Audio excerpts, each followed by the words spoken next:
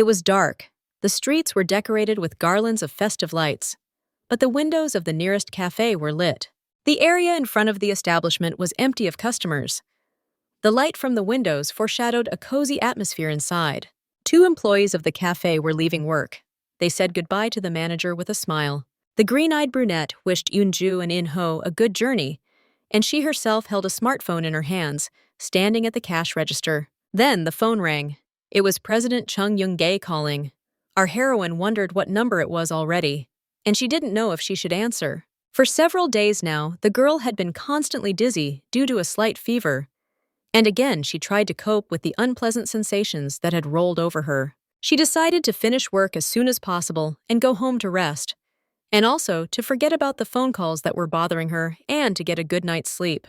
But at that very moment, a car was approaching the establishment. The driver honked, slowed down, and parked. The man threw a cigarette butt out of the window. The driver clicked the lock and opened the doors for the boss. The tall, dark-haired man had an arrogant look. He was dressed in a 3-piece suit with a coat thrown over it. The doors to the cafe opened, letting in the late guests. The bell announced their arrival. The manager was finishing tidying up. Without even looking at the guests, she announced that the cafe was already closed. Looking up, the girl recognized President Chung Jung-gi. She couldn't understand what this man was doing here. The guest glared, frowning, and asked Choi Ju-mi how much longer he had to mess around with her. The girl assumed that the visit was connected with what they had learned. Darkness clouded her eyes. Turning her head, she saw that 2 guards were on duty at the entrance. Chon Jung-gae was indignant that she dared to be distracted by others when he was standing in front of her. The girl decided that he did not know everything yet, because that could not be. Choi Ju-mi said that if he came here because of the dinner party, she would tell his father. And he didn't have to show her such attention. The interlocutor asked what was about the child that was growing inside her. He made a pointing gesture with his hand towards her body. The girl hesitated with an answer, and then she did not understand how he could have found out. President Jong Young-gi angrily asked when she managed to sleep with someone while he was not around. The girl mumbled something in response. Chon pressed her, asking if it was his child, but having received only a silent challenge in the eyes, he decided that she was not going to answer. Chon Young-gae was merciless and cruel. Our heroine answered him negatively to his question and assured that she really did not know who the father was.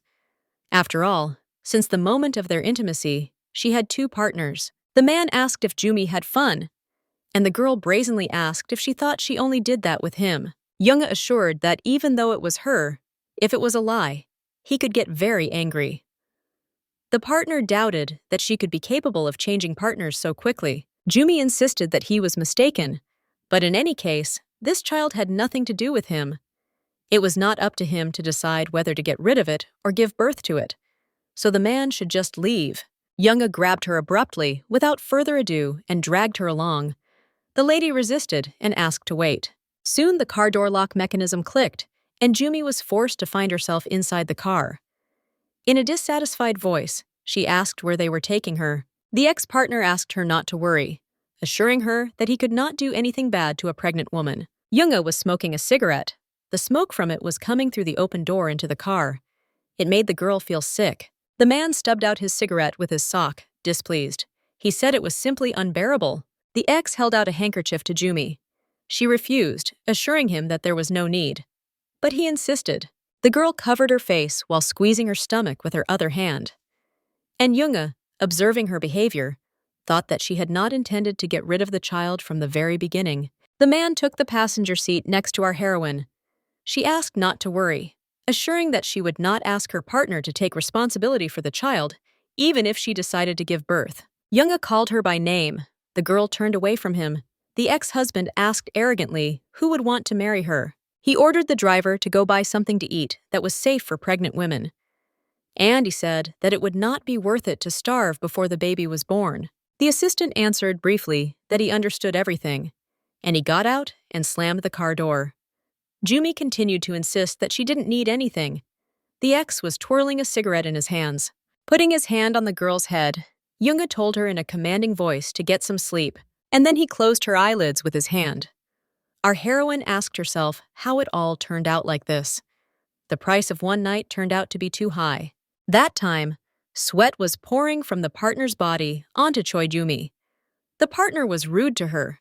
Yoonga did not expect such passion from a quiet and modest girl. It seemed as if they were bound to meet anyway, as if they were bound by some fatal, vicious bond. When they met again, he was surprised that the girl did not run away, although she had enough time to do so.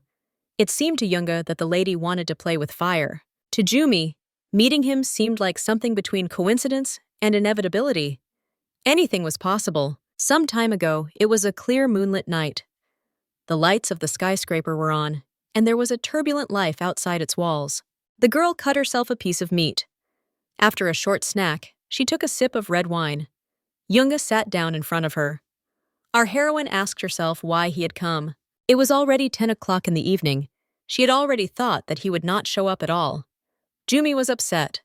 The partner was 3 hours late. But he behaved as if nothing had happened. She thought it was rather strange to have dinner together so late. And even the fact that a man was just sitting in front of her was also rather unusual. Yoonga was the president and successor of Usan, the largest gangster organization in Korea. And even here, on peaceful business, he brought his men as if to a fight. They habitually shifted at the entrance, not taking their eyes off the boss. Jumi took another sip of wine. She thought it would have been better if he hadn't come here at all. Then she could have justified herself to her father that she had waited in vain all evening. The girl invited Jung to drink wine with her, assuring him that the drink was quite good. The man asked her in surprise how she was able to drink wine in such a situation. Jumi asked him again. He said that he had given her enough time to escape. The brunette, with an evil glint in his eyes, asked if the lady really wanted to play with fire too. The girl reminded President Yoonga that they had met some time ago. It was then at dinner. A few days ago, Jumi met him at a dinner party. Her father invited her there. And then the girl thought that it was just a meal at the same table and nothing more. But no one knew that the meeting would be repeated in such a situation. Our heroine's father was also involved in crime. Therefore, the girl never had any hopes of a normal marriage. Jumi said that she could never go against her father's will if he decided to. It was easier to do as he wanted, so that he would leave her alone. Yoonga lit a cigarette. He summed up that the girl wanted to get married so that her father would leave her alone. The lady hesitated and began to assure Mr. Junga that this was not what she wanted to say. He was surprised that they called him by name, although he had not introduced himself. The girl assured that she understood his position perfectly, and she assured that she herself intended to tell her father that she had been rejected, which, in general, was not a lie. The brunette assured that everything was not so simple. The lady introduced herself as Choi Jumi, that she was 28 years old, that she had dropped out of university after completing her bachelor's degree, and now she owned the Boncha Cafe. The girl stood up and said that she intended to leave him and wished him a good dinner. But the brunette asked why she gave in. Jumi assured that they would never see each other again anyway. After all, she considered herself rather boring for someone like President Yoonga. Shaking the ashes of his cigarette into a plate of lobster, the man assured her that it was definitely not up to her to decide whether they would meet again. The girl was a little taken aback, but having regained her composure, she assured him that she would go anyway, and wished him a pleasant time. But the brunette waved his hand at his guards. One of them notified the boss that a car was waiting downstairs. President Yoonga said that was enough, and he ordered them to leave and send the others home as well. And he barked towards Jumi, causing her to freeze. She was a little confused. The brunette reminded her that she was going home. And throwing on his coat, he ordered her to follow him. The girl assured him that she could have gotten there on her own, but Yoonga countered that she herself had wished him a pleasant time. Our heroine tried to understand what was wrong with him. After all, he himself was late for 3 whole hours, and now he was going to take her home. The car was parked at the entrance to the establishment. Jumi made another attempt to leave, assuring that she would get there better herself. Yoonga irritably assumed that she was waiting for the car doors to be opened for her so that she could get in herself. Soon, the car was already rushing along the night roads of the city. The girl who was sitting in the back seat was extremely uncomfortable in the company of Mr. President. That's why she was going to go home alone. Jumi asked to stop the car near the K Company building in Hanam-dong. It was an area where the rich lived. The brunette drove silently, and our heroine reasoned in the passenger seat. All this was on her father's orders, But she did not consider a relationship with a gangster the best option. She thought it might be for the best. Although there were few people a gangster's daughter could get along with, let alone a mafioso. For her, love was an unaffordable luxury. The brunette glanced sideways at Jumi. She sat with her head down. The clock read at 10:30 when she received a message on her smartphone, notifying her of Young-hyun Soonbae's upcoming wedding. The weather was sunny and clear. At that time, our heroine's cafe was open, attracting potential customers passing by with a menu of their plated dishes on display. Our heroine answered the caller that she was busy at the moment. She promised to come during the week. And now it was the weekend. She had work. They told Jumi on the phone that everyone around her was handing out invitations to weddings and engagements, and she was the only one making coffee on weekends. The girl told her mother that that was why she tried to go to that meeting. The woman assured her daughter that she herself felt uneasy about all this, and she blamed her husband for introducing her to such a person. She was indignant that her husband was a gangster, and then he found a son-in-law who was also one. Jumi remembered that arrogant and rude man who didn't leave others the opportunity to decide anything for themselves. The daughter assured that nothing had happened after that time, and she asked her mother not to worry about her too much. She thought that it would be better to go to the meeting that the hospital director's son wanted to organize, and she was indignant that her father could drag their precious and only daughter into this. Jumi interrupted, saying that a client had come to see her, and having promised her mother that she would call back, she disconnected the call. The brunette who came up to the cash register greeted him and ordered a warm latte. The manager was taking orders today, and she asked if the client was planning to drink the drink here so that she could serve him according to the standard. The guy in glasses nodded silently in response. Jumi said that she would prepare the order now. Soon the cup with a lid and a straw stood on the tray. The manager said the standard phrase, and wished them a bon appetit. The assistant informed the manager that this guy was a frequent visitor to their establishment. Jumi wondered if he was a regular customer. Our heroine felt something different from this guy. It wasn't like from a regular customer. The coffee shop employee assured that every time this guy came in, he sat right in front of the counter and just looked, and only at the director. The coffee shop guest sipped his drink, keeping his eyes on Jumi. The assistant assured that he was looking so intently, as if he was boring into her with his gaze. The boss suggested that it might have seemed that way, and suggested not to rush to conclusions. But then a notification rang on the smartphone. Caller Henson asked if she would be attending Jung-hyun Soonbae's wedding today. Our heroine silently and quickly typed the answer on the keyboard. She told the employees that she would not be here after noon today, and ordered them to close it themselves before leaving. The newlywed couple happily accepted the guests' congratulations with a smile. Two guests were surprised at what kind of weddings they had these days. The brunette asked her friend to look at how this upstart smiled, and she assumed that she was glad that she had taken away someone else's man. She assumed that the bride knew about the arrival of Jumi among the guests, but our heroine did not agree with this formulation because she did not consider that guy to be hers. A friend reminded her that Soonbae had liked Jumi once, and everyone knew about it, but Yumi had interfered in their relationship and ruined everything. But she believed that this fact was the end of her story with the guy. Henson believed that the problem was in the worldview. After all, Jumi believed that there was an objective reason for absolutely everything. That is why the person who was considered her friend dared to do this to her. The girl asked to change the subject. After all, there was nothing to be done now, and she asked who could want to marry a gangster's daughter. The banquet hall was noisy, guests were chatting and enjoying themselves. The tables were laden with snacks and drinks. The friend assured that, in her opinion, after Jumi's arrival, something should have happened here. And she was surprised by her calm. But she replied that she had responded to the invitation purely out of politeness, and she thought that if she hadn't come today, rumors would have spread that she was jealous. Henso was surprised by her pure thoughts, and she asked how it was possible not to be angry watching this. Jumi assured that she wanted to make sure to see the young man happy, and having made sure today that he was with another woman, she felt better. And now she felt that she could figure everything out. The friend supported her interlocutor and advised her to forget about Jung-hyun Soonbae and Choyumi. She assured that there were still plenty of wonderful men in this world, and she asked if Jumi wanted to meet one of them. Henson asked how the recent meeting went, but the brunette assured that she only went there for her father. The friend suggested to end the boring conversations and start drinking. She ordered Jumi not to even think about getting ready to go home early today. She ordered another martini from the bartender, but turning her head in his direction, she noticed out of the corner of her eye the same guy who came to the cafe. The brunette, noticing that they were looking at him, immediately turned away. Henson noticed her friend's confusion and asked what had her so worried, assuming she had seen someone she knew.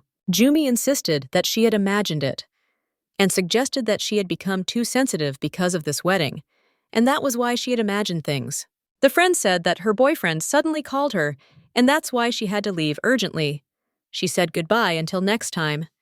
Jumi assured that she was already pretty tired and was getting ready to leave. Our slightly drunk heroine walked down the Sturgite, alone in her shoes. Her legs were still tangled.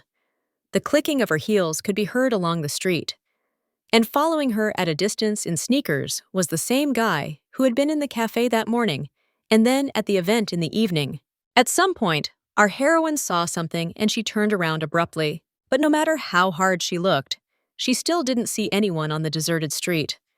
The silence of the nighttime was not disturbed by anything. Swallowing the lumps in her throat from nerves, Jumi told herself reassuringly that she must have imagined it. For some time now, she had felt an unpleasant gaze on her back.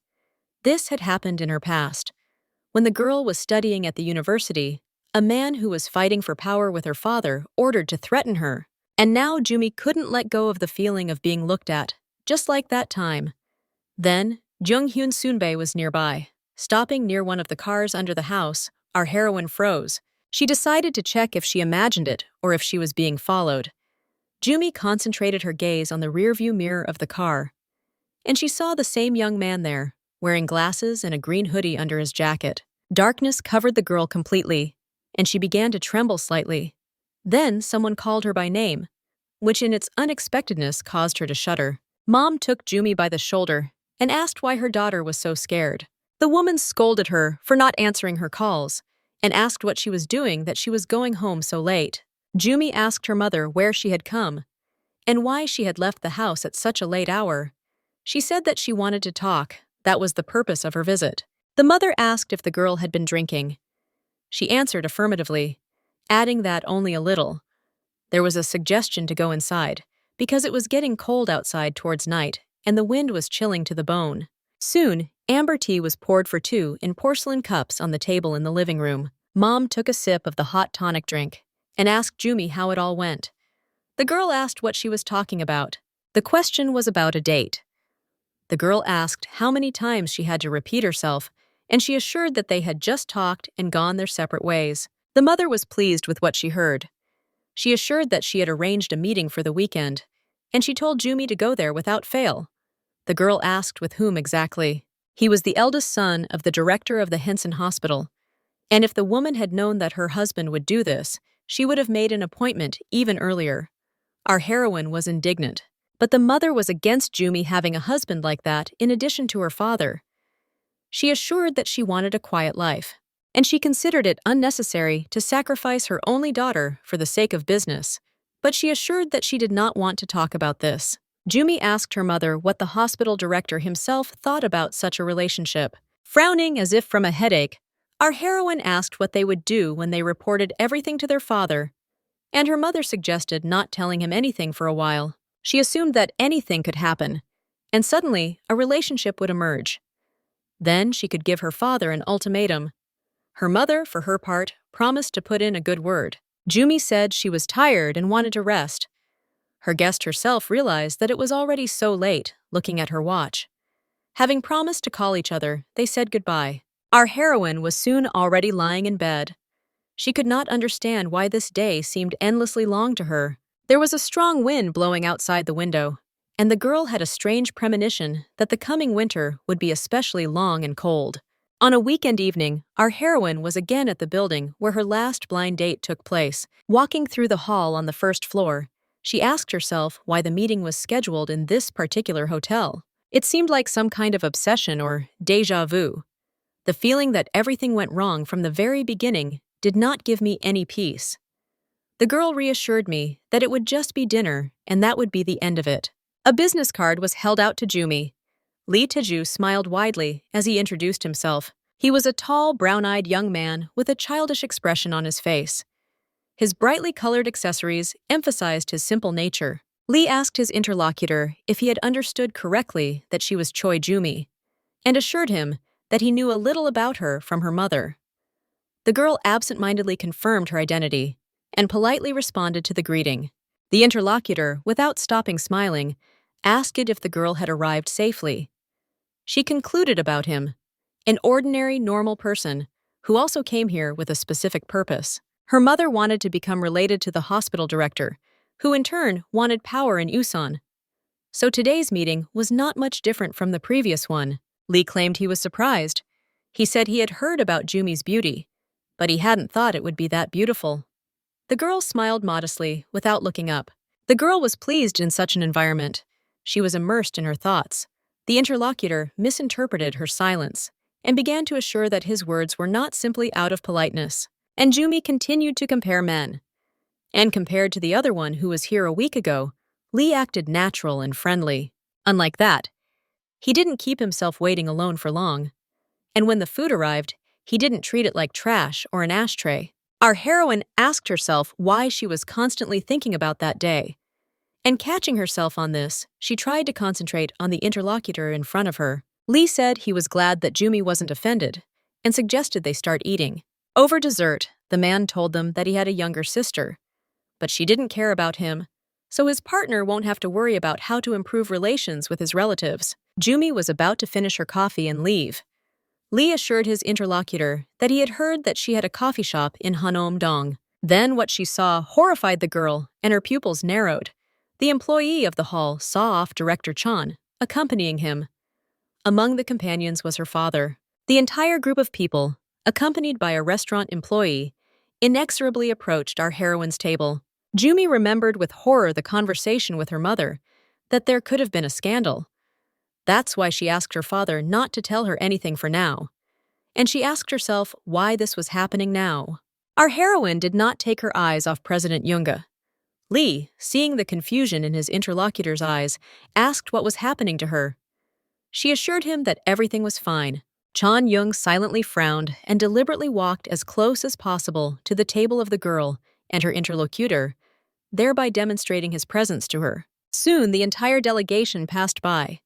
Jumi covered her face from the emotions that overwhelmed her. Lee was worried about her and asked what had happened. And our heroine had an internal dialogue that she would never have thought that a date in the same hotel could lead to such a problem. In fact, she did not cheat on anyone and did not owe anything, but the girl could not understand why her heart was beating so wildly in her chest, and her hands were shaking and clutching the hem of her dress. Jumi wondered what her father was doing here, and she realized that she was in trouble. She felt like a shrimp in a whale fight. Then a notification signal sounded. The screen showed an order from her father to finish quickly and then come to him.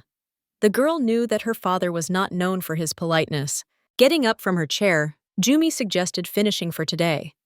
Mr. Taeju assumed that his interlocutor had something urgent. The girl replied that something had happened at home. Lee was asking permission to call her later, and there was anxiety on his face. Jumi, saying goodbye, reminded the man to be careful on the way home. Our heroine walked slowly along the familiar corridors of the hotel, as if to an execution or a run.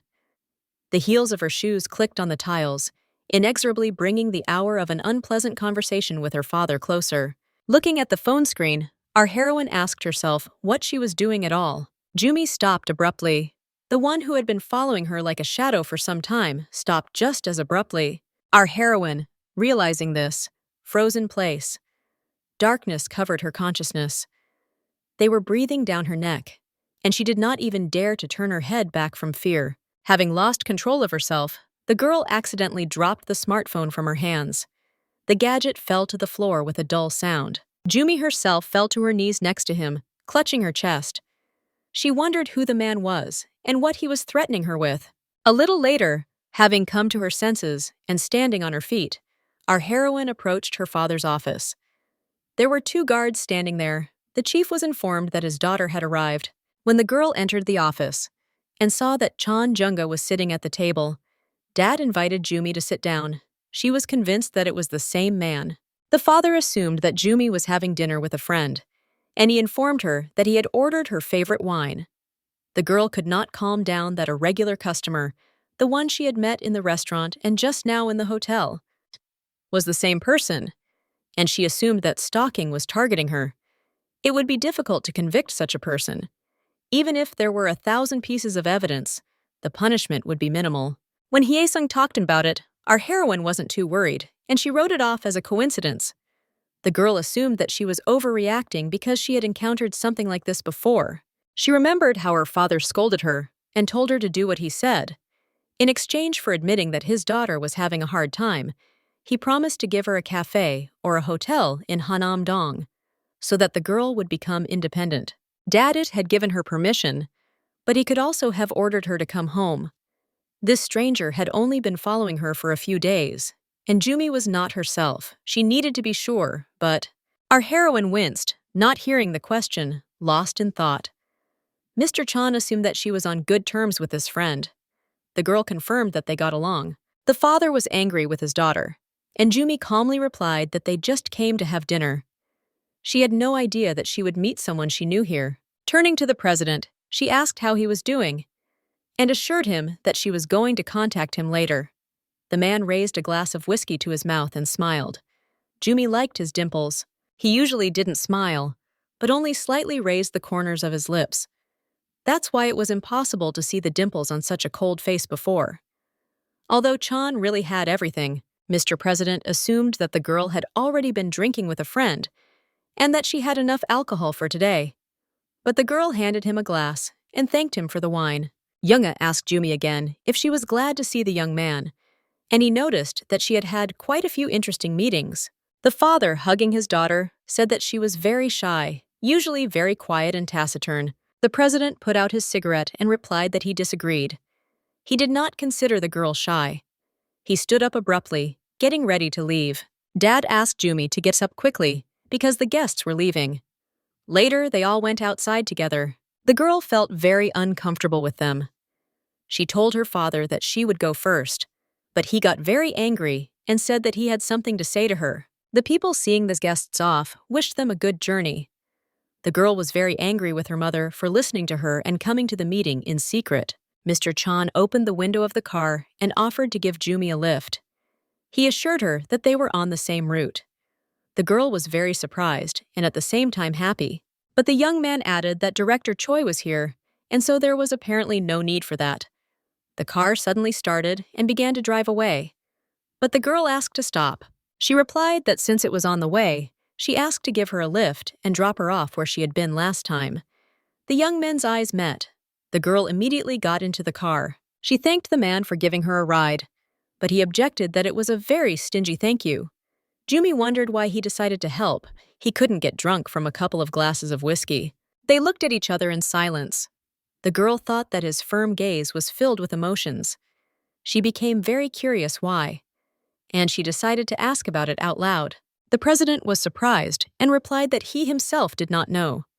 Jumi realized that the man immediately realized that she was on a date and that she did it in secret from her father. And even if it was without enthusiasm, maybe it was just her guess. After all, this indifferent man had no reason to help. At the first meeting, he kept us waiting for 3 hours. And after that, he acted very pleased and put us in an awkward position. But now he acted so nobly. Our heroine asked to stop the car. She thought that she would rather go home and go to bed. But Mr. Jung said that the skirt was under his foot. The girl took it out with a timid movement and thought about why it was stuck now. Jumi got out of the car, thanked them for the ride, said goodbye, and reminded them to be careful on the road. Approaching the house, she dialed the code for the entrance door. As she climbed the stairs, the girl thought that she was very nervous. Even just being near that man made her shake. She thought about what to say to her father. Suddenly losing control of herself, she dropped the phone on the steps. The device rolled down. Jumi looked at something lying on the floor below. She was upset that everything was going wrong for her that day. But hearing a rustle, the girl froze. She realized that someone was upstairs. She just didn't know what to do, run or call the police. And the phone with a cracked sensor screen vibrated downstairs. Then our heroine began to feverishly think about what to do. She could go home to her parents, but first she still had to answer the phone. Having picked up the phone, she planned to leave the building. Jumi hurried down the steps, bending down to grab the phone. Having thrown open the entrance doors, the girl hurried to jump out in order to be seen. She loudly called for help. The director's car was still standing with its headlights on. Our heroine hurried to run there. The girl furiously knocked on the side window of the car. She begged the president to open it for her. The door lock clicked. Yoonga raised his cold gaze to the girl, who was scared to death. Jumi insisted that there was someone in the entryway. She assured that she had been under surveillance for several days. Whining and crying, the girl said that she had run into that guy recently at the hotel, and even earlier at the bar. She grabbed Yoonga by the lapels and squeezed them emotionally. And she said, almost stuttering, that when she was walking home, someone rustled on the stairs above. The director was fed up with her hysteria. He understood the problem, and that was enough. He grabbed Jumi's hands and tore them away from his clothes. Yoonga took the brunette firmly by the hand and led her along. The girl asked where they were going. He asked dryly where she lived. Our heroine thought that the man simply took her hand, but for some reason, she suddenly felt a strange relief. The brunette commanded to open the door. The code lock of the entrance hall squeaked thinly. The hinges creaked. Opening the doors, Yoonga was the first to enter.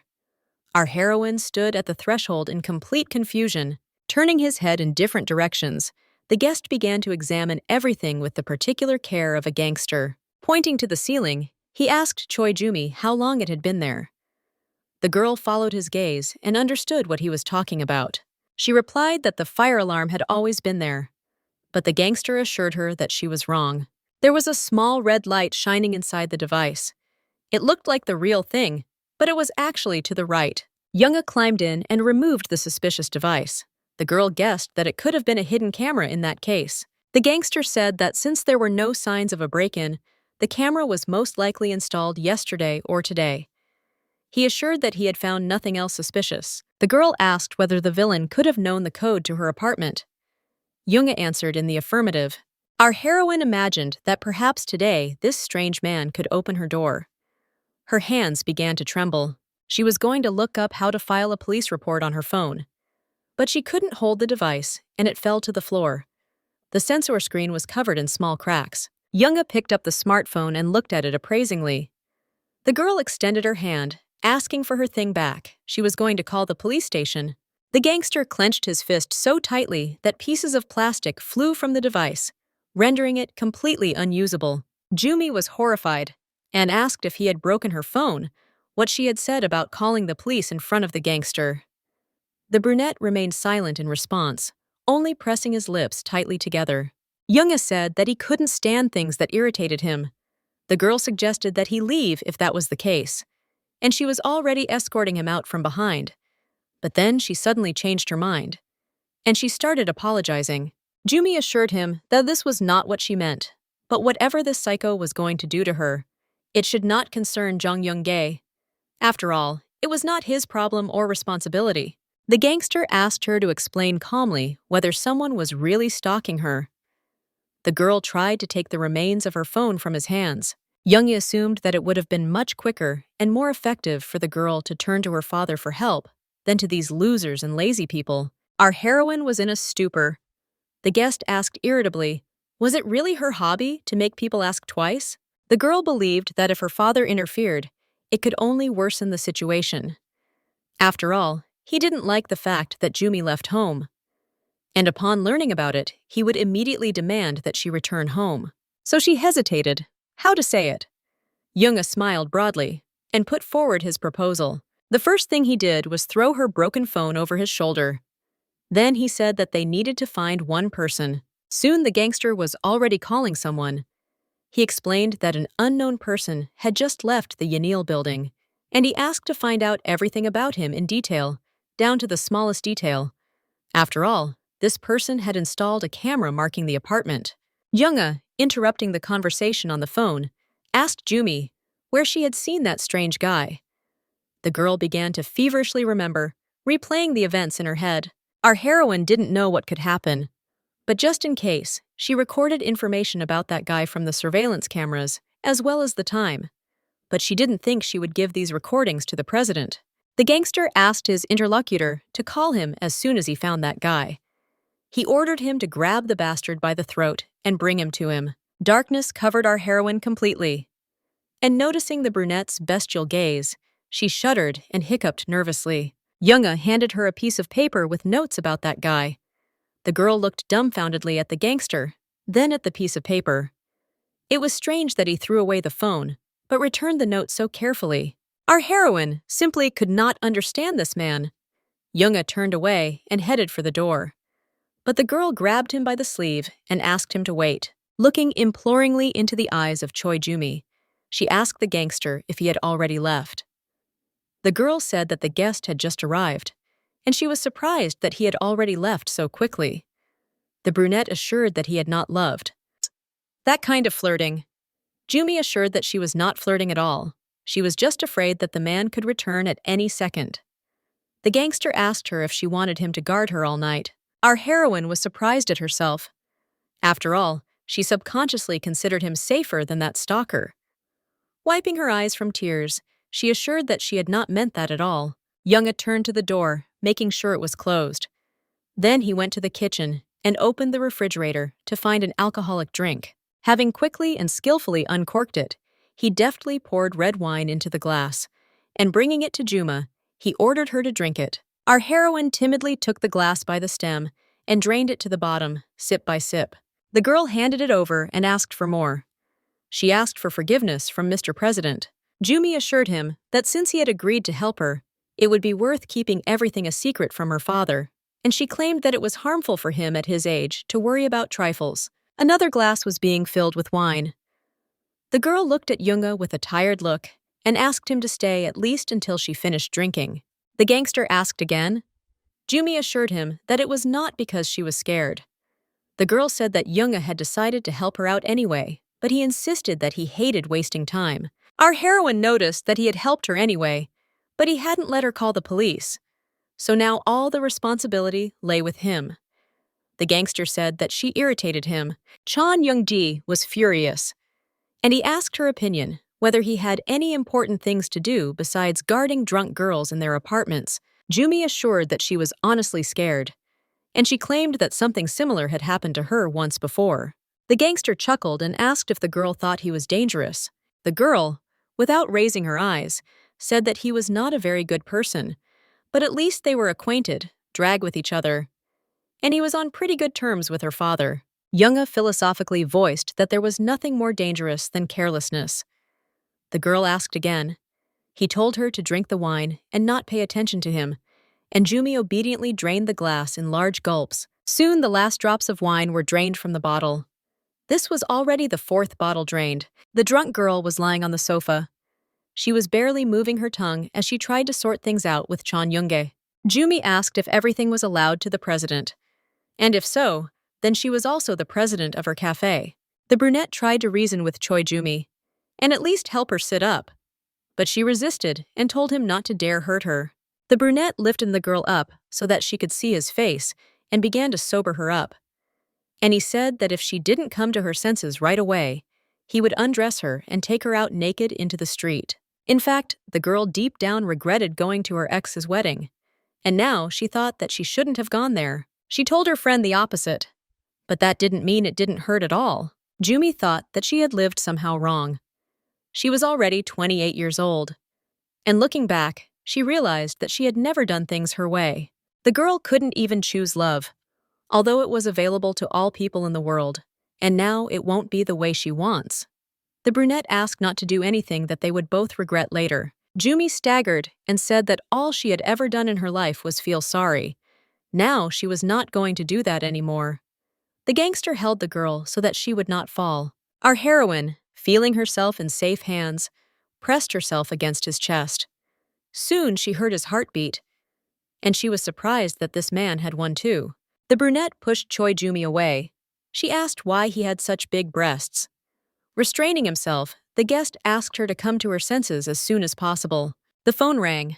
The director clicked the button and put it to his ear to answer it. At this point, Jumi squeezed his torso, trying to maintain balance. The man told the caller that he was busy at the moment, The girl looked at Yunga. His face was as usual, but he seemed surprisingly relaxed, and he continued to answer the questions briefly. Our heroine assumed that her guest was drunk too. She so wanted this mask to fall off someday, and she saw it. The man said he was annoyed. Jumi concluded that sometimes his facial expression would change if he was angry. Yunga warned that this girl was crossing the line. She asked him to check if the door was locked properly. Grabbing the sleeve of the already departing gangster, the girl began to thank him. She pressed herself against the guest again and felt his warmth. Jumi suddenly remembered her ex, that Sunbae had the same warm cheeks. Our heroine decided that this was the warmth she had been waiting for so long. No one would take away what belonged to her anymore. The girl did not want to let her father or anyone else influence her life. Jumi began to cry and begged not to leave her alone. She decided not to miss the warmth this time, and she began to kiss Yunga passionately on the lips. Soon her partner succumbed to her emotions and began to respond in kind. The brunette asked what the girl knew to act like that. He smiled at her pleading expression. Jumi just shook her head. The gangster asked what she wanted him to do, and warned that such jokes would not work on him. The man clenched his teeth, trying to cope with the temptation, and he considered that he was drunk since he succumbed to such a clumsy provocation. The girl fidgeted and said that she didn't like it when they were wasting time. The partner grabbed her ankle. Only then did she remember that she had twisted her foot when she was running away from the stalker down the stairs. Jumi asked him to react faster. The brunette clenched his teeth, trying to control himself. But then he quickly and roughly began to take off his shirt. He said that it could all be attributed to the fact that they were both drunk and simply gave in to a crazy impulse. The girl, continuing to caress him, assured him that nothing terrible would happen if they had a little fun today under the influence of alcohol. Here Yunga stopped controlling himself and gave in to instincts. He passionately caressed his partner, stimulating her to relax even more. He squeezed her erogenous zones. Soon he was already in the lead. Their bodies were no longer controlled by the brain. The girl was so hot that it seemed to her partner that she would explode. The breath was lost, and it seemed that the girl was radiating desire and pleasure. It seemed that Jumi, whom everyone knew so well, was hiding her true nature well. The gangster couldn't understand why the girl was trying so hard to hide herself like that. He tore off her underwear and started caressing her body. It turned out that such a passionate person hid herself behind a mask of quiet and modest, which her father knew, who did not know his daughter at all. Biting and kissing further heated up the couple's emotions. At the last moment, Yunga thought that he was definitely not himself. Everything was mixed up in his head, as if he had lost control of himself, and he could no longer resist this animal impulse. The girl asked him to hold her hand. The gangster squeezed it below the wrist. He told himself that he could not cross the line anymore, and he forbade himself to feel emotions. Yunga assumed it could be pity or compassion. He considered emotions dangerous, especially if it was a one-night stand. But he couldn't understand why his heart was so hot and pounding. It was after 1:30 in the morning. Everything happened like madness, spontaneously and brutally. Jumi was exhausted. Her vision was blurry and swimming, but the gangster said he was still full of strength. He turned his partner over, changing positions. One climax followed another, and there was no end to it. Yunga was afraid of how dependent he would be after all this. The man was used to always commanding everyone, but his orders did not work on this woman. She, like an evil creature, contradicted all his words, but at the same time got what she wanted. And things that were impossible in his world happened to him when she was around. Yunga asked her not to think of blaming him for anything when she came to her senses. The girl suggested stopping. The brunette said that he wasn't done yet, and with a predatory grin he continued caressing. Already in the morning, having met in the office, Yunga wished Henium a good morning. Coming closer, the assistant reminded him of yesterday's request. He said that he found the guy and did everything as the boss ordered. The man hesitated, but still decided to ask a question about last night. But their conversation was interrupted by the elevator opening. A charming brunette fluttered out of it. Manager Song Haeun assured that if she had known that President Yunga would be here, she would have definitely stayed late. The giggling coquette said that coffee, like alcohol, tasted better if you drank it in pleasant company. But her phrase did not have the desired effect. Chan Yunga's face was stony. The girl shuddered when she encountered such cold, and stuttering a little, She hurried to say goodbye, wishing the president a good morning. In the elevator, the brunette asked the guy's name. Their faces were gloomy but reserved. The chairman was informed about the visit of President Chung Jung. Seeing his colleague, the man invited him to come in and sit down. He was just drinking his morning tea. The brunette sat down on the sofa next to him and said that they had been seeing each other often lately, despite being busy. There was a framed family photo on the table. The chairman said that his wife had just left, and he assumed that Junge might have crossed paths with her. The gray-haired man asked the young man his opinion about Director Choi's daughter, and he said, smiling, that he had arranged everything. But still, the conversation was about the future wife. She should be to her husband's liking. Chairman Kwan always considered Young Hae as his son. And suddenly, he did something ridiculous. Because of Song Ha-yeon, his new wife. One rainy evening, the man told Junge that it was time for him to get married, and he blamed himself for not paying attention to it for so long. After all, the one who would be waiting for him at home should have appeared by now. Junge lit his cigarette. The elder assured him that this was why he had arranged the meeting. The chairman recalled that dinner and emphasized that Director Choi was able to maintain his power through investment shares. And he can be useful by being on their side. The elder asked Junge his opinion on what had been said. The brunette chose to remain silent. Love, feelings that separate like dust. He would never have thought that there would be such a hidden variable in all this. Junge thought that mixing souls, not bodies, was far more dangerous than he had thought. It was so much so that even the heartless chairman went limp. And this little thing changed the man he considered all-powerful and unbending so much. The secretary asked if the gentleman would like another cup of coffee.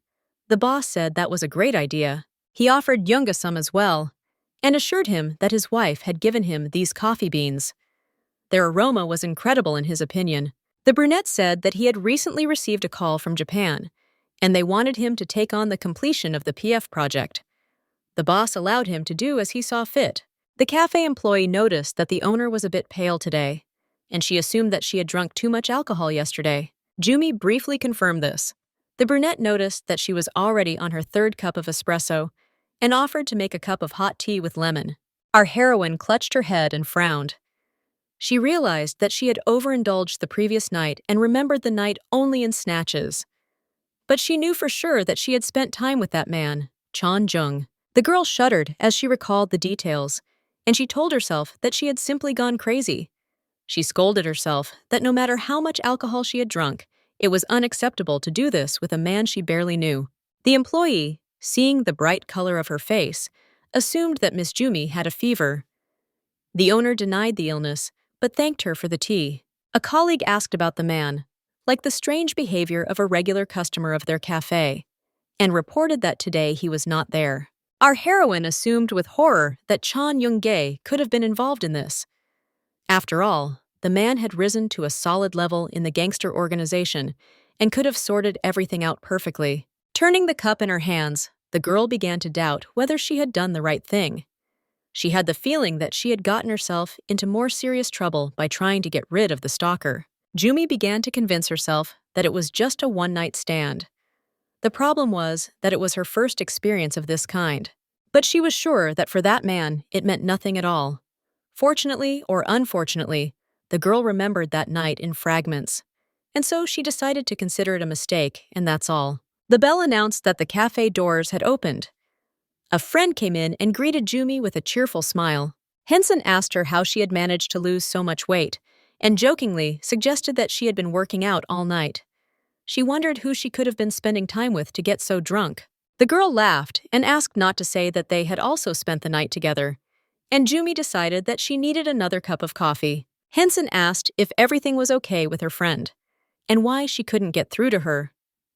The girl hesitantly said that her mobile screen was broken. The brunette said that this was not the first time something like this had happened when Jumi got drunk. By the way, a friend told me that there was a rumor that Sunbae had married Cho Yumi because he got pregnant. Our heroine knew that all the rush with the wedding was suspicious from the very beginning. After all, there was a certain order to marriage. First the wedding, then the pregnancy. Henson asked if everything was really all right with her friend. She was already beginning to regret that she had raised this painful topic for Jumi, and she was worried about her unusual pallor. The girl assured him that everything was fine. She thought that she shouldn't have been so cautious about this topic, but she also had no right to say what a hot night she had spent. A friend suggested going somewhere together so that Jumi wouldn't get sour. There was a need to pick out a gift for the newlyweds, and Jumi had an incredible sense for everything useful in the interior. Our heroine replied that she would no longer give in to persuasion. But Henson did not back down and asked not to be so stubborn. Telling the customer that she could start using the mobile device right away, Jumi took the new phone in her hands and thanked the salesperson. Henson saw her friend and asked if she had already changed her phone. She confirmed and added that it was faster than she expected. The brunette offered to have dinner and promised to pay, but Jumi refused, and she said that it was better for her to go home. 5 cups of coffee were taking their toll. Her friend understood everything and already regretted that she had pulled her out since she was feeling bad. The brunette asked her friend not to apologize. After all, thanks to her, she managed to unwind a little, and she asked if she had anyone to spend the evening with. The girl, blushing, confirmed and thanked him for the time spent. Having said goodbye, Henson was already calling the guy. Our heroine noticed that her friend's eyes were shining with happiness, and she assumed that it was because of the upcoming wedding. The surprising thing was that Jumi suddenly didn't want to go home.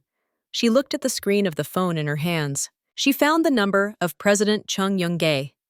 The girl felt uncomfortable around him, but she decided to treat him to dinner somehow as a token of gratitude. After all, he had helped a lot. Last night, Jumi was so scared that her legs were shaking, but as soon as she saw Jung Young-gae, she immediately felt safe, as if he was the only place for her to hide. She didn't want to think about it now. But as soon as she remembered what she had done while drunk, she felt the urge to apologize. The girl had the idea of moving. After all this happened because of the psycho who started stalking her.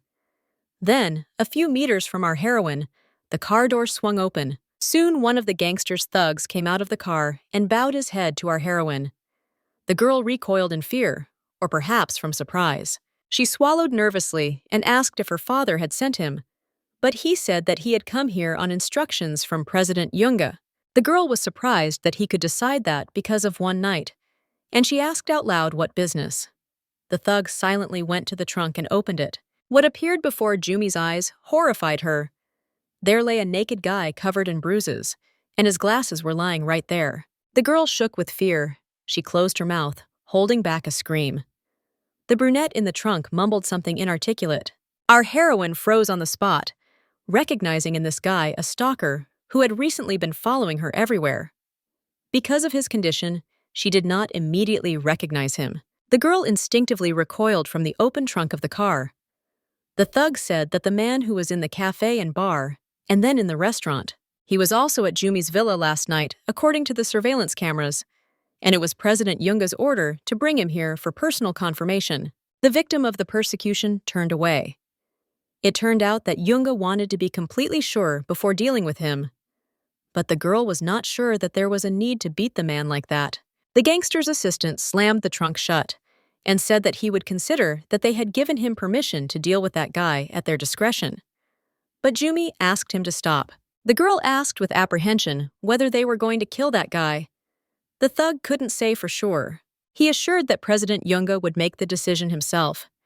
And saying a short farewell to Miss, he disappeared into the car. The car, its engine purring, quickly drove away. And our heroine was left standing in the middle of the street, confused. She couldn't understand why President Young-gae was doing this. Then her head suddenly started to hurt, and the girl tried to cope with the unpleasant feeling that had come over her. Jumi started flipping through the phone book, looking for Jung Yoon-gae's number. She told herself that she never thought she would be the first to call him about something like this. An incoming call rang on the smartphone. Choi Jumi's number appeared on the screen. President Young answered.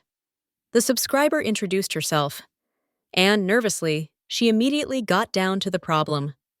But due to emotions, she was unable to fully formulate the thought after several attempts. The brunette began to get irritated by this. He coldly ordered to get down to business, stating that he was busy at the moment. Jumi, being extremely worried, and asked if they were going to kill the man who was following her. The gangster asked if that was why the girl asked him for help. The miss screamed that this was not right. Having another headache as soon as she remembered the beaten guy in the trunk, the girl said that she had not approached him for this reason.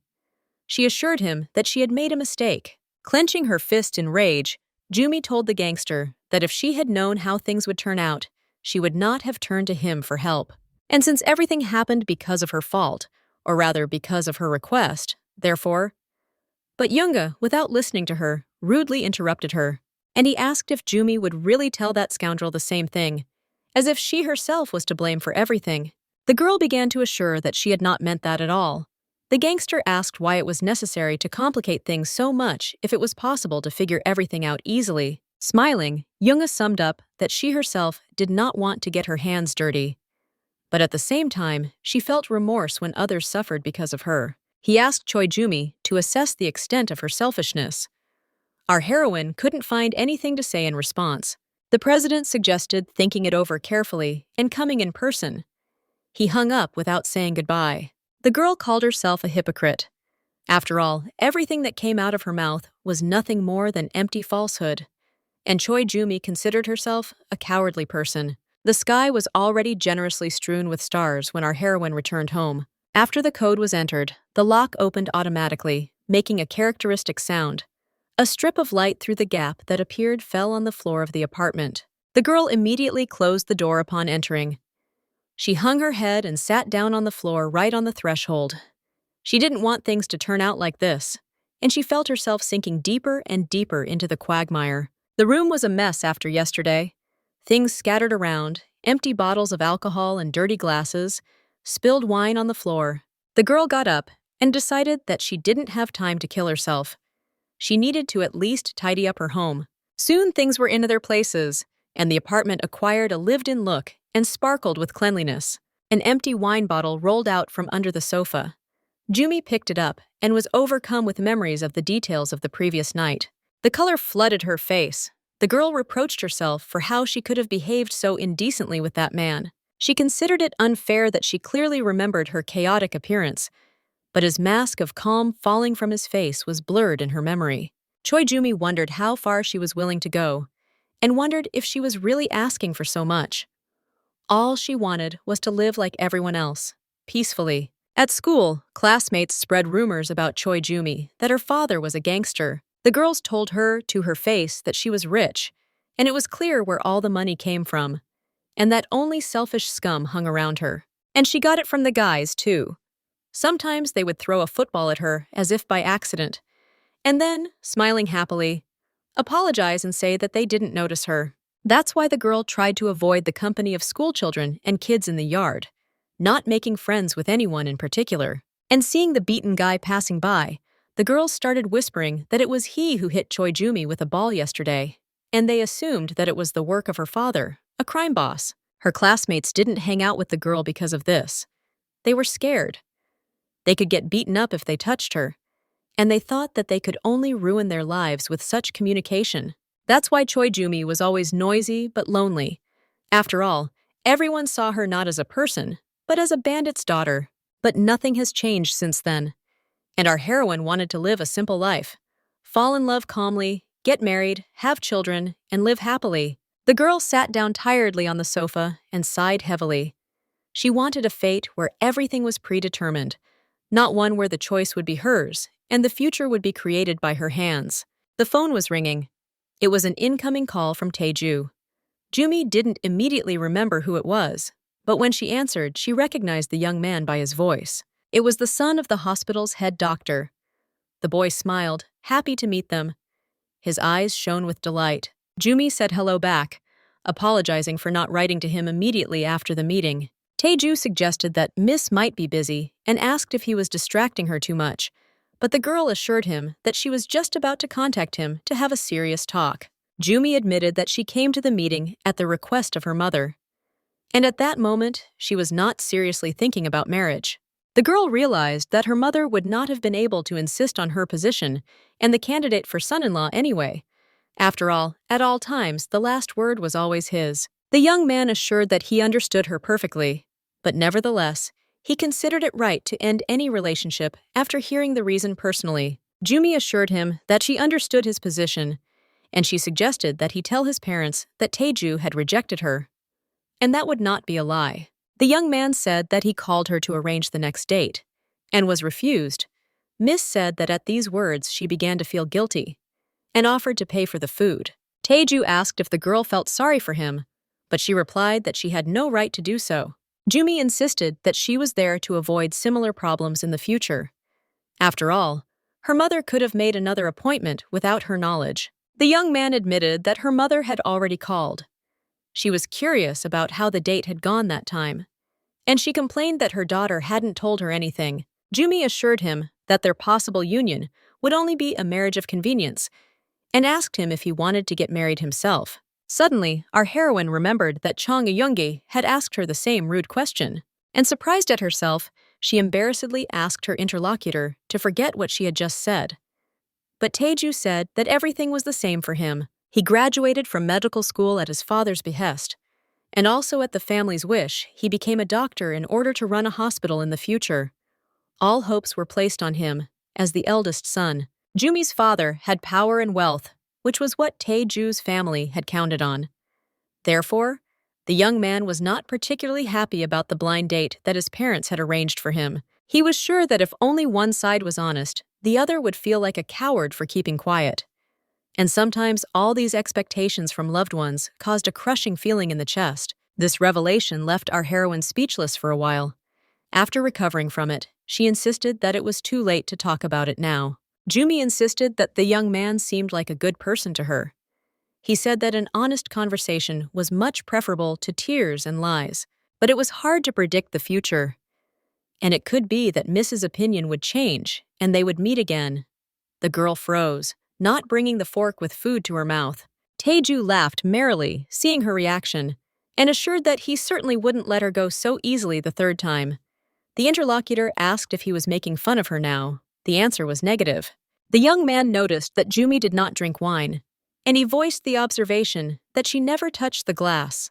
The flushed girl assured that she would like to abstain from alcohol for some time. Already when they parted on the street, the guy offered to give Jumi a ride in his car, but she suggested that they part there. And so that the young man would not insist, she said that she wanted to stop somewhere on the way.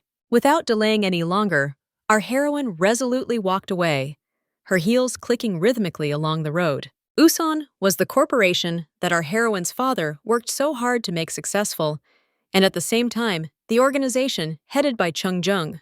Jumi had never come here on her own initiative, and she would never have thought that the reason would be like this. The girl was surprised by the size of this building. The problem with the stalker and what happened that night haunted our heroine. She decided to find out something for sure. At the reception, the girl was asked about what she had come for. Jumi assured that she wanted to meet the president. The brunette wondered if she had an appointed time. After all, the security was forbidden to let in unknown people. The security guard, who came up, asked the miss quite aggressively and asked the lady why she had come without warning. Jumi assured that it just so happened that she arrived without warning. And insisting on meeting the president, she asked to be taken to him. The employee asked to follow him. Walking past the thugs, Jumi, accompanied by an employee, couldn't help but shudder in fear. It was the first time she had found herself in the world where her father and Jong Young lived. Here, death was always close. That's why for the girl such a future was always so distant. She involuntarily trembled with her whole body. The escort, seeing the lady's condition, asked if everything was okay with her, and was worried about her sudden pallor. Jumi asked not to tell her father about this visit, and she assured that she simply wanted to meet with Chung Jung. The president was informed that Ms. Choi Jumi had come to see him. The girl stood hesitantly at the threshold. The gangster was sitting in his office at a table with business papers. He didn't even turn his head towards the woman who entered, continuing to do his own thing. Our heroine, who had not waited for a greeting or an invitation to enter, took the initiative into her own hands. She resolutely approached Chan Younga's desk and asked if the one who had been chasing her had been killed. The brunette glared at Jumi from under his furrowed brows and asked if she had really come here to quarrel. He asked her to continue. The girl assured that the president was right, and she expected something like this to happen. But at that moment, she was scared, so she asked him for help. But still, she didn't want anyone to die because of her, even if it was hypocrisy. And abruptly changing the subject, our heroine decided to ask the president if he had used protection that night. He only grinned silently in response. The girl insisted on a clear answer. But having achieved only a malicious smile, Jumi involuntarily shuddered. Our heroine stated that after that she checked the trash can, but found no traces of barrier contraceptives there. After all, there should have been at least 5 or 6 of them there. But even though it was a sudden intimacy, it was necessary to be more careful. To this, Yoonga stated that he had acted solely at her request several times. Jumi asked again about the quantity. The gangster clicked his lighter and lit a cigarette. He replied that his partner should have guessed everything in the morning if she was at least a little observant. The girl blushed, and Yoonga, seeing her embarrassment, began to tell about the details and caresses with his tongue. Our heroine told herself that she needed to calm down, and she assured her partner that she was taking contraceptive pills. She asked President Yoonga to consider everything that happened last night as a normal one-night stand. It was just sex without any meaning. After all, both were drunk and out of their minds. Jumi suggested not to attach importance to such things, and she thought that he was an intelligent man and should have understood her intentions. The gangster expressed doubts about her sincerity. After all, it was strange how the girl so stubbornly denied what had happened. He hissed monotonously as he put out his cigarette. Yoonga asked if she imagined another man during their intimacy. Our heroine was taken aback by this. In truth, at first she compared her partner to Jong-hyun Soonbae, but she imagined him only for a moment, and she never had fantasies about another partner during intimacy with a man. And it seemed impossible that Yoonga would know about it. It seemed to Yumi that the partner could hardly penetrate the consciousness. The gangster chuckled and made a vulgar joke about the impossibility of confusing him with anyone else due to the size of his body parts. The girl was indignant that Yoonga could even talk about such a thing. After all, she clearly remembered calling him by name during the climax. It seemed to our heroine that the more she talked to this man, the more she sank into the quagmire. Jumi realized that this conversation should be ended before she caused more trouble, and she began to summarize. But her interlocutor interrupted her mid-sentence. Yoonga assured her that he didn't care who was in her head last night, especially since it was just a one-night stand, and he ordered her to leave. Our heroine called him names in her mind, but her facial expression gave it all away. She left with her foot opening the door to his office. The girl was walking with long strides from President Chung Young's office when a ringtone sounded in her bag. Glancing at the screen, Jumi realized that it was her father calling her. She took the call and was surprised that the information reached him so quickly. The daughter assured that there was a need to meet with President Yoonga, and now she was just about to stop by her parents' house and discuss something important with both of them, and she clarified whether her mother was home. After turning off the call, Jumi sighed heavily. She was tired. After all, everything continued to go the way she least wanted. There was an understanding that the easiest thing to do was to give up. After all, little could change. That's why she left the date without thinking twice. After all, no matter what, in the end, everything will be exactly as the parents want it. And they considered their only child a source of pride. The mother built Jumi's life as if it were her own, and she always wanted to proudly marry her daughter into a good family. But her own will had no meaning in the picture of the future that her mother saw. A security guard from the corporation offered to give Ms. Choi a ride home. At any other time, she would have refused, but today she was so tired that she agreed with a short thank you. The elevator arrived. An automated voice from the speaker announced, "The doors are opening." The man said that she was late. Jumi recognized the voice and glanced to the side. President Yoonga stood next to her, also waiting for the elevator. The girl did not expect this and was surprised. And when the booth opened, the brunette was the first to enter. And after him, his numerous guards of thugs. Jumi told herself that she needed to calm down and control herself, otherwise she would lose.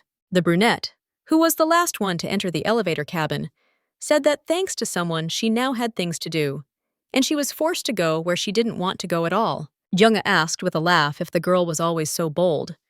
She replied that this case was an exception. Jumi said that today the president did not have to take her, since there was already someone to do it. An automated voice announced, "The doors are opening." The girl asked permission to leave first.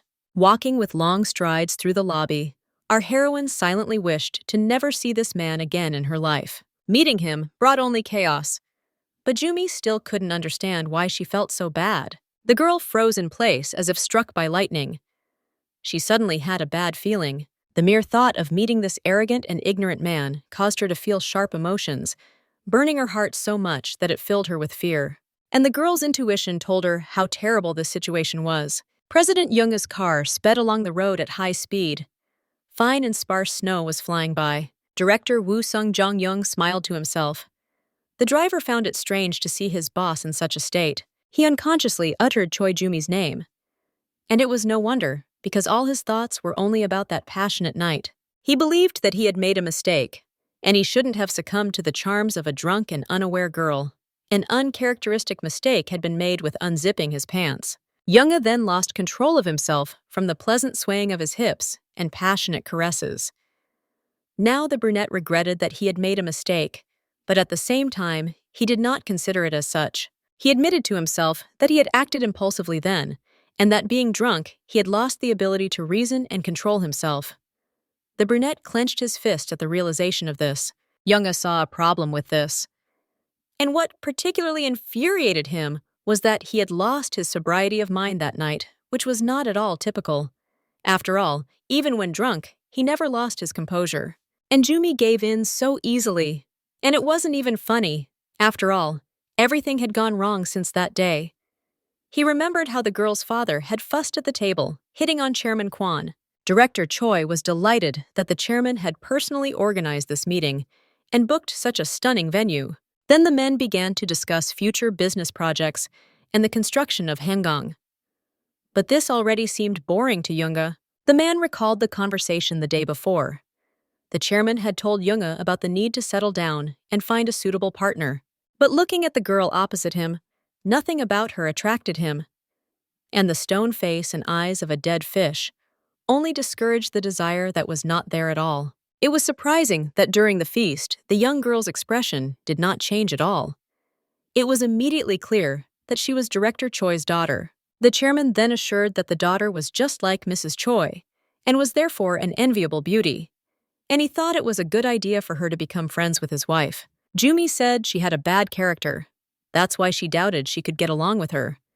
The interlocutor said that she was so calm and beautiful, and asked what could be terrible about her. The girl said that her father was constantly joking that she was arrogant and immodest. The chairman laughed and replied that he had noticed how difficult his interlocutor was, and her father was angry. But the organizer of the meeting asked his colleague to leave, and he believed that young people should be able to show their claws. Yoonga couldn't understand whether it was fearlessness or indifference, but looking at the girl, he assumed that it could be both at the same time.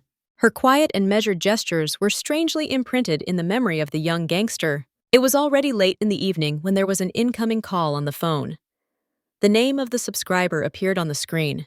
The brunette answered Chol-ju. Told the president that Choi Ju-mi, with whom he had an appointment, was still waiting for him at the table. And 2 whole hours had passed since the appointed time. Yoonga was a little puzzled and confused about what to do. He had hoped that the girl would understand everything and leave without waiting for him. And our heroine sat sadly, her head down, indifferently looking at her reflection in a cup of tea.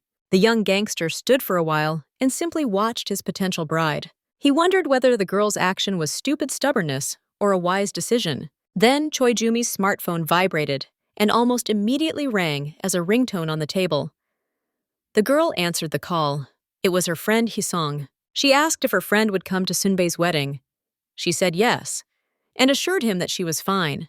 Then she said that she was on a date. Jumi assured that her chosen one was more handsome and wealthier than Young Hyun Sunbae. In addition, he had good manners. And everything went well and smoothly. The girl told her friend not to worry. After all, she had high standards, and there was no awkward silence between them. Yoonga smiled.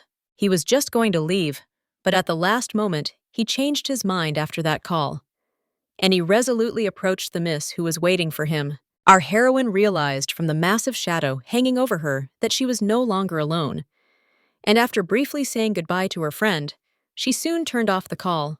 Looking back, Yoonga admitted that this was his first mistake. That he didn't leave, but turned to Yumi and approached. The girl looked either confused or scared. and she begged him to stay with her until she finished the bottle. She, who had always seemed like a wax doll, opened up and showed her true self. Jumi assured the gangster that it was because of her fear. And at that moment, curiosity ignited in the man. He squeezed the wine bottle and poured wine into her glass, and he wanted to see the girl completely broken. He wanted to tear the artificial shell and lay her insides at his feet. More precisely, Chan Young did not expect to have sex with a girl at all, and it was a gross mistake. But at that moment, he could no longer control his attraction. Another mistake that wasn't a wrong move, the one that made him unzip his fly. It was unclear why Jumi was so drunk. She drank glass after glass, as if she would die if she didn't drink. The young gangster tried to understand what the beauty was so desperately trying to forget. Here he remembered that telephone conversation between the girl and her friend, which did not quite correspond to reality and was more like bragging or a screen. When Jumi caressed him, the man was confused, and he didn't know what to do because he wasn't her Jong-hyun Soonbae. Yoonga suddenly became curious about what kind of man he was. Who could drive a closed and cold woman crazy? He wondered if he had gone crazy. The gangster remembered the Mrs. Eyes filled with tears when he told her that everything had been according to her wishes, and several times. The assistant brought Yoonga out of his thoughts and asked if everything was okay with him. Henim turned to the window and replied that not quite. He irritably asked not to ask him stupid questions and not to add fuel to the fire. At that moment, the man felt awkward that he was the only one who remembered all the details of what had happened that night. The car was racing down the road at high speed, its engine purring. Starry sky. The light was burning softly in all the windows. In the evening, the door opened in the house, and from the threshold, the girl announced her arrival to her parents. The woman reproached her for rarely visiting her daughter. And even if we refer to business, everyone was doing something. And at the same time, even in a tiny cafe, it was almost impossible to meet Jumi. The girl asked not to take up the old ways. The mother said that raising children was simply unbearable for this reason, and she assured that she and the father wished the best for her and the son of the hospital director Henson. The daughter demanded that she not be pressured. The woman suspected that she had recently had a fight with someone and was now taking her anger out on her family. And looking at her appraisingly, she asked if Jumi went for massages. The father had just come down the stairs. He looked like he had just taken a shower. He asked if the sky would fall if his daughter ever came home. The man reproached her for abandoning her only relatives. She left home to run some eatery. Jumi replied that it was not a diner or a coffee shop in the middle of nowhere, but her cafe. Abruptly changing the subject, her father asked dryly why she had come to the company today. The girl replied that she had gone on a date with a man her father had proposed to her, and there was nothing strange about wanting to meet and talk to this man again. The man thought it was strange that she decided to do this now, although there had been no signs of their communication before. And he admitted that he suspected that she didn't like her partner. Jumi thought that her father was very observant, and it was quite difficult to deceive him. She asked since when her dislike for a person was enough to end a relationship. The daughter said that she had come today specifically to tell her parents something, and she claimed that she would not meet with either the hospital director's son or President Yuson. The girl said that she had her own business now, a cafe, and even under pressure, she would not give in. The work brought her enough money, and so she asked to respect her choice. The man held a glass of alcoholic drink with ice in his hands. He laughed when he heard his daughter's speech, and then he exploded with rage, asking how long she was going to play barista. After all, Jumi was simply asked to marry well and forget about money for the rest of her life. His wife began to calm him down, and she assured him in a conciliatory tone that her daughter understood everything and there was no need to shout like that. She hoped that her daughter would think about it and draw the right conclusions for herself. Father said that Chan Young was, in his opinion, a heartless and calculating person, and he would not treat just anyone so politely. After all, such people did not throw away tenderness. Jumi knew that this was the kind of person his father liked. He didn't have an ounce of humanity. He worked hard and earned even more. The head of the family announced that as soon as Jong returned from his business trip, they would hold the opening of the hotel. And she already announced that Jumi would also be there. The girl stood up and got ready to go home. She said that she would not be coming here anytime soon.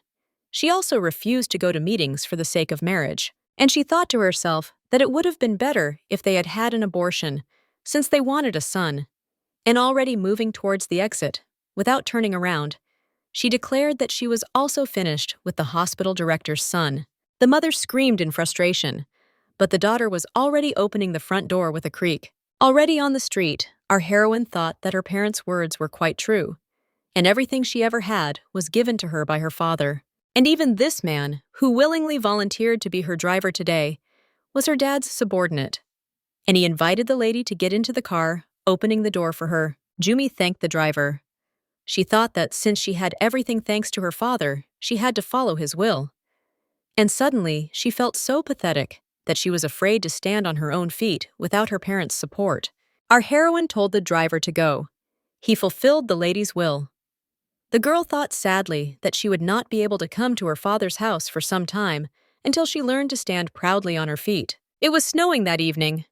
Lonely passers-by, or more rarely couples, hurried to take shelter at home. The cafe hall was completely empty. The employee of the establishment was surprised that there had not been a single guest all day, and she admitted that it was because it was a working day. Jumi agreed that this could be the case. And then came the suggestion to have a cup of coffee and then go home. Inko, the young man who worked third on their shift, supported and asked what to do for whom. The manager asked to make her a lemon drink with ice. Our heroine sighed heavily. She thought that Zhang Yongye was currently on a business trip, and maybe that's why it had been so quiet lately. But then the bell rang, announcing the arrival of late guests in the cafe. The lady entered, clicking her heels. Jumi greeted the guest who approached the cash register in the standard manner. The lady took off her dark glasses, looking appraisingly at the cafe manager. Our heroine helpfully asked what the cafe guest wanted to order. The brunette turned her head away from her, looking at the interior of the establishment. Then she glanced at Jumi. The girl felt awkward under her gaze. The lady ordered 1 espresso. The order was accepted, and our heroine got down to business. She had the feeling that the guest was nagging her with her eyes, and the brunette, waiting for her order, sat expectantly in the corner of the room. For a regular guest of this cafe, she was expensively dressed. Having waited for her coffee, the guest slowly sipped it, sip after sip, but she kept her eyes on Jumi. Our heroine noticed this and became wary. Inko asked the director if she knew that lady. She denied it. The waitress approached and asked if the cafe guest wanted anything else. She refused. It was strange for Jumi to see such a type in her establishment. It was enough to glance at her to see an expensive branded bag, shoes. The lonely cafe guest didn't look like someone who would travel to the outskirts of town for a cup of coffee. Her thoughts were interrupted by Inho, who, judging by the sound, had broken something. The manager worriedly asked if her employee was safe. He apologized for the mistake and picked up the pieces. Jumi noticed that the young man had cut himself. She asked him not to apologize, but to take care of his wound. Meanwhile, the waitress approached the only guest, asked for forgiveness, and informed that the cafe would be closing soon. The lady stood up, pushed back her chair, and thanked for the coffee. The employee said goodbye to the client, and soon she left, which was announced by the bell at the door. The waitress asked if the guest was going to buy a franchise from them. She noticed how confidently she walked in, as if she was going to buy the whole building right then and there. But Jumi didn't comment on it. The girl suggested that the director have dinner and a drink today. Inko supported her, but our heroine said that she had recently given up drinking alcohol, and she offered to take her card and make an order with it. Jumi insisted that the alcohol and food usually tasted better when the boss was absent from the corporate party. But then she staggered and screamed. Her colleagues rushed to the director's aid. The waitress, Ju, suggested that she was anemic, but the director assured her that she was fine and just dizzy. Making an effort, Jumi smiled and assured her colleagues that she was fine. Soon, a couple of hired employees of the cafe left. The door creaked and closed behind them, and our heroine sat down tiredly in the hall on the nearest chair. Jumi felt strange. Her whole body had been aching lately. She assumed it could be the result of stress or a cold. The girl sat with her head down for a while, but then a thought struck her like a bolt of lightning. The brunette even jumped up from her seat. She tried to calm herself down, that this couldn't have happened. And it was strange that the details of the night spent with that man kept popping up in her head. Jumi went to the toilet. The darkness covered her head. She sat and read the instructions that came with the test strip. She dropped a drop into the window and waited with a shudder for the recommended exposure. Her hands began to shake when a clear second line appeared before the allotted time. This was already the third test. The girl took 3 from different manufacturers to be sure, and they all showed the same result. Jumi didn't know what to do now. It was clear that she should go to the hospital first, and for that, she needed to make an appointment with a doctor and check the accuracy of these tests. The girl instinctively touched her stomach, and she thought that if she really was pregnant, there was only one option: to get rid of the child. She believed that the life that was born from the connection that night without the love of a father would never become a desired child. Our heroine sat in the toilet with her head down, lost in thought about what she should do now. A message from her father arrived on Jumi's device. He reminded her that the hotel would be opening this week. He asked his daughter not to be late for the event, and he said that if she so wanted to live her own way, then she should have convinced her family that she was capable of being independent. He considered empty complaints to be childish stupidity. On the evening of the hotel's opening, it was snowing. The building's windows glowed with a soft light. Cars drove up, dropping off the next guest of the event, and immediately gave way to the next one. The hall where our heroine entered was quite crowded and noisy, but she was immediately recognized. The guy was surprised that such a snowfall happened on the opening day, and he assured her that he was waiting for her to convey the words of the executive director. He noticed Miss Choi's paleness and asked her about her health. The girl replied that she had simply not been sleeping well lately.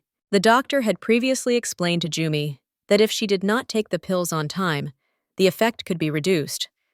She assured that no drug provides a 100% guarantee of contraception. Our heroine herself knew that no product could guarantee complete protection. The night before, she had spent the whole night searching for information about it, and she was comforted by the fact that there had been quite a few such cases. Jumi stayed up all night watching videos about early pregnancy symptoms such as nausea and dizziness.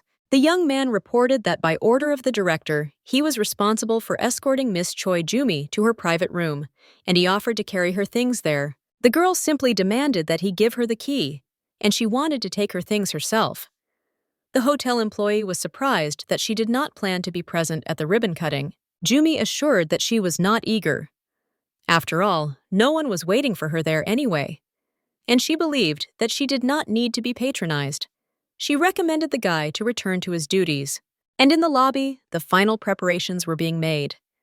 The staff were bustling about and trying to bring something to perfection in the last minutes. The girl looked at her feet. She herself could not understand the reason why today, instead of her usual heels, she decided to wear ballet flats. The staff was making noise and hubbub. They all looked busy. So Jumi decided to go to her room to rest for now. But then a tall brunette in a black suit approached her. Raising her head, the girl recognized Chon Young-ge. The girl greeted the president shyly. She said that she had heard about his trip to Japan, and she assumed that the deal had been completed successfully. Jumi remembered their conversation in the office. She had come then to get an answer, and she had heard what she wanted. Now the situation had changed. But the very thought of asking him to take responsibility was hateful. After all, if Chon Young-ge finds out, he will probably tell you to get rid of the child and maybe even take you to the clinic. It was enough to look at him to predict the reaction. The girl greeted him at the opening ceremony and turned away, about to leave. But he called her by name, touching Chon Young's shoulder and leaning towards her. He suggested that the elevator was on the other side. Already riding in the cab, the young gangster noticed that Choi Jumi was wearing low-heeled shoes. The girl, feeling discomfort, grabbed her head and staggered. She thought that she might have been feeling dizzy lately due to lack of sleep, but she couldn't control herself and fell. Luckily, Chon Young-ge managed to catch her.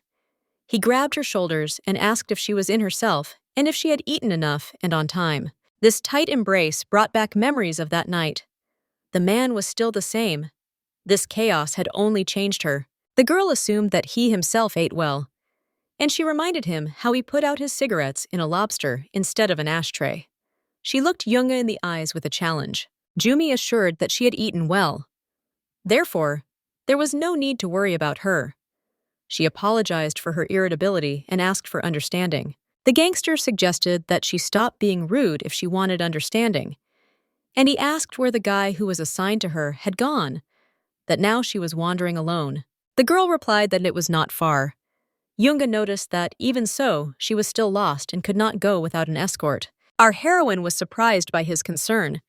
After all, he was not in the habit of worrying about anyone. The brunette said that her room was number 803. The girl took hold of the handle and creaked the door open. And Yoonga, accompanied by 3 guards, was already walking away down the corridor, animatedly discussing something. Choi Jumi thought, with a certain sadness or envy, that everything was fine with him as always. Unlike her, the room was minimalist in design. The girl sat on the edge of the bed facing the wall-sized window, which offered a beautiful view of the evening lights of the city. Then the phone vibrated in her bag. Our heroine took out the device, checking who was calling her. It was her father. He was announcing that the CEO's open press conference would soon begin, and he was asking where his daughter had been. The girl assured him that she was tired and had gone up to her room to rest a bit. Jumi was angry that she was not given a minute of peace. She tried to answer something, but her father interrupted her and demanded that she come down immediately. A tribune towered over the stage. The guests were noisy in anticipation of the beginning. From there, the always self-confident Chung Yoonga announced the opening of the press conference. He asked everyone to take their seats. A hotel employee led a young brunette through the crowd of guests. Jumi thought she recognized her. Having taken a place at the podium, the person already familiar to our heroine from her visit to the cafe began her speech. She thanked everyone who honored them with a visit today. Song Hae-young introduced herself to everyone as CEO of Usong. Jumi watched the girl closely, recognizing her and not taking her eyes off her. She realized that she was the young wife of Chairman Yusun. And it was not without reason that she came to her coffee shop. She must have found out something. The girl was shaken again, and suddenly nausea rolled over her, and her eyes grew dim. She stood up abruptly and hurried out. On the way, she bumped into a man. And quickly asking for forgiveness, she went to the toilet. She covered her mouth with her hand and fought the nausea. The girl threw up in the toilet. Nothing had changed in her life yet. Only an invisible child had been added. But it felt as if her life had been turned upside down. Her body was shaking from exhaustion. Choi Jumi thought that she knew perfectly well how to get out of this situation. Then everything would be like before, without nausea and drowsiness. The girl stood leaning against the nearest wall. She was swaying. From time to time she closed her eyes, and the past seemed like a dream to her. But then someone grabbed her by the shoulder from behind. Strong arms grabbed Yumi under the knees. It was him! Yoonga picked up the fragile Miss Choi in his arms and carried her. He saw a tear rolling down the girl's eyes. His question about the reason for the tears was rhetorical, and soon the young man, accompanied by security, carried Jumi along the corridor in his arms. Our heroine realized that she was lying in bed. She stood up abruptly and could not understand where she was. This was not her number at all. The girl remembered being in the toilet and assumed she had passed out there. But before that, she had felt like someone had picked her up. The doorbell rang. Jumi hurried to open it. She was surprised to see Song Hae-en standing at the door. The brunette frowned. She was asking where the owner of the number had gone and what the girl was doing here. Jumi rubbed her neck, which was stiff from sleep, and said that she was a little unwell. And Jung Jung-gae helped her. And she asked the CEO in response what brought her here. Song Hae-en indignantly replied that she had no intention of revealing the reason for the visit to someone who did not concern her, to which the brunette assured that she was alone in the room at the moment. Jumi said that she didn't know what business brought the girl here, but now Yoonga was not in the room. Therefore, she should come later. And turning her back, she began to open the door of the room. Song Hae-en asked to repeat, but our heroine did not continue the dialogue with her, and having closed the door from the inside, leaned her back against them. She didn't understand what was happening to that lady. It was as if her man had been taken away from her, and it was unclear why the married lady was so interested in Chung Jung. Yumi scolded herself that she shouldn't have cared about that, and Yoonga's relationship with her stepmother was none of her business. She had no reason to be curious, nor indeed to remain in the room in the absence of its owner. The girl stomped to the door. The lock clicked and she left. But then she ran into Chan Younga literally at the threshold. She briefly, but sincerely, thanked him for his help and was about to leave. The young gangster called her name. The girl froze and looked back. Younga asked if she had forgotten something, and then he handed her the keycard to the room. She couldn't understand how it could have fallen out, and thanking her, she intended to take it from the man's hands. But he made a sharp move ahead of her, not allowing Jumi to even touch the thing. He asked what the girl had done that made her constantly look at the floor and avoid meeting his gaze. Younga insisted that everything was written on her face. The interlocutor asked if he had already had dinner, and having expressed regret that she had not given him a chance to rest, she was about to leave. But the brunette did not let them change the subject. Jumi was wondering if he would be able to solve the problem if he knew what it was. The girl assured that she had a cold and nothing more, and she emphasized that he saw her state of hyperthermia. Younga asked what drugs she had taken. Ms. Choi assured him that they were just fever-reducing pills, but he didn't take her joke. Taking advantage of the opportune moment, our heroine snatched the room key card from his hands and walked away.